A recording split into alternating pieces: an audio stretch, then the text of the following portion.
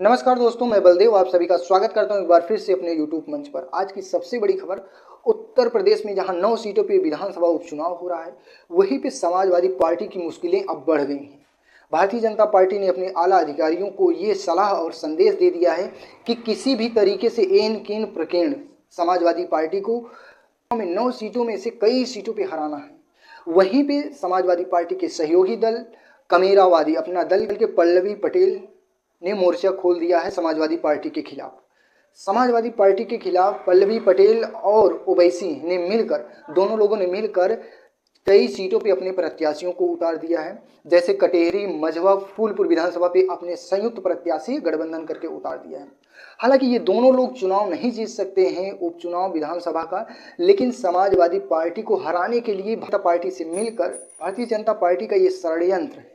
यानी कि भारतीय जनता पार्टी ने जब अधिकारियों से, चुनाव आयोग से सब पूरी सेटिंग करने के बाद जब उसको लगा कि नहीं कुछ ना कुछ वोट भी काटा जाए, तो पल्लवी पटेल और ओवैसी को मिलाकर दोनों लोग के एक साथ करके और अलग से प्रत्याशी उतारने की बात कर दी।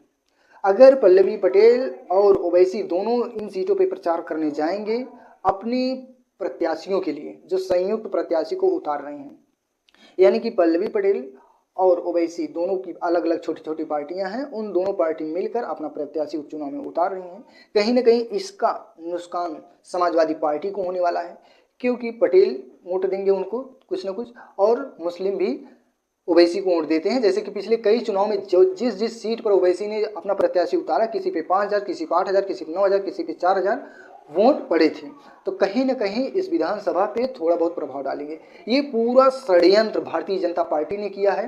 पल्लवी पटेल और ओवैसी को पैसों से देकर, पैसा उनको भरपूर दिया है।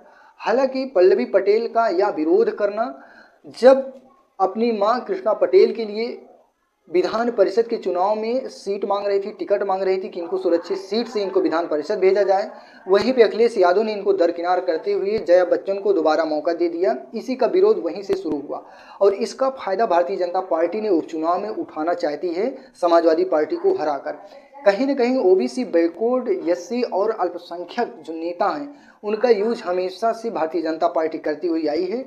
यही सब देखते हुए अब ये जो विधानसभा का उपचुनाव हो रहा है, इस 9 सीट में से किन किन सीटों पे पूरा षड्यंत्र रचा जा रहा है। जैसे कि मझवा विधानसभा सीट है, यहाँ से भारतीय जनता पार्टी जीतती नहीं है, ये समाजवादी पार्टी और बसपा का गढ़ रहा है। यहाँ पे पूरा खेला करने के लिए ओवैसी और पल्लवी पटेल को लगाया है इन दोनों ने। वहीं पे पल्लवी पटेल और ओवैसी के संयुक्त प्रत्याशी कटेहरी से भी उतारे हैं और मझवा विधानसभा सीट से भी उतारे हैं और फूलपुर से भी उतार चुके हैं। अभी और कई सीटों पे उतारेंगे ये लोग, क्योंकि सारा चुनाव का खर्चा, आने जाने का सारा कुछ और जितना उनको प्रॉफिट होना है परसेंटेज में, भारतीय जनता पार्टी ने इन दोनों लोग को दे दिया है। अब बगावत का ये दौर क्या पल्लवी पटेल के राजनीतिक करियर को खत्म करेगा या आगे बढ़ाएगा? क्योंकि पल्लवी पटेल को समाजवादी पार्टी ने जब केशव प्रसाद मौर्य के खिलाफ 2022 में चुनाव में उतारा, तो केशव प्रसाद मौर्य को काफ़ी वोटों से के अंतरों से समाजवादी पार्टी की पल्लवी पटेल ने केशव प्रसाद मौर्य यानी कि उत्तर प्रदेश के उप मुख्यमंत्री को 2022 में हरा के पूरे देश प्रदेश में एक चर्चा का विषय बन गया था। पल्लवी पटेल का नाम हो गया। अब वहीं से पल्लवी पटेल की राहें साफ हो गई और बड़ी नेता के तौर पर बन गई। अब विरोध करना भी इनका जायज़ है, क्योंकि कोई भी आगे बढ़ने लगता है तो अपने जो इनको उठाया रहता है उसी के खिलाफ बगावत कर देते हैं नेता लोग। तो क्या इनके समाजवादी पार्टी पर कितना फर्क पड़ेगा? वैसे तो समाजवादी पार्टी के साथ जनता है, लेकिन भारतीय जनता पार्टी के साथ उनके अधिकारी हैं, चुनाव आयोग है, पूरी फोर्स है, और वहीं पे विखंडन डालने वाले पल्लवी और ओवैसी जैसे लोग भी शामिल हैं उसमें। तो आप अपनी राय दीजिए, आपकी राय क्या है? और वीडियो में नए हैं तो आप लोग वीडियो को ज़्यादा से ज़्यादा शेयर कीजिए और चैनल को सब्सक्राइब कीजिए। जय हिंद, जय भारत।